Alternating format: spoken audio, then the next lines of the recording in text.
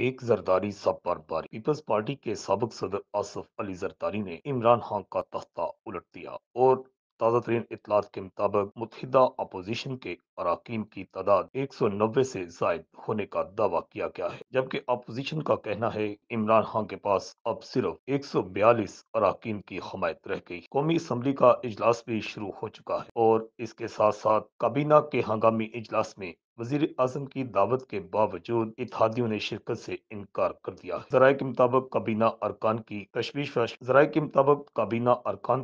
पर वजीर आजम इमरान खान ने काबीना का हंगामी इजलास तलब किया, जिसमें अरकान को खत दिखाने का फैसला किया गया। जराये के मुताबिक वजीर आजम इमरान खान ने काबीना के इजलास में MKM के खालिद मकबूल सदीकी और बलोचिस्तान से खालिद मक्सी को भी खुसूसी तौर पर मदऊ किया था, लेकिन दोनों की इजलास में मौजूदगी मुमकिन न हो। अपोजिशन की तरफ से इस बात पर भी जोर दिया जा रहा है कि आज ही वोटिंग करवाई जाए। पीपल्स पार्टी के मरकजी रहनुमा बिलावल भुट्टो जरदारी और नून लीग के मरकजी रहनुमा शहबाज शरीफ ने आज ही वोटिंग कराने का मुतालबा किया है। रिपोर्ट अल हिजाज न्यूज, लाहौर।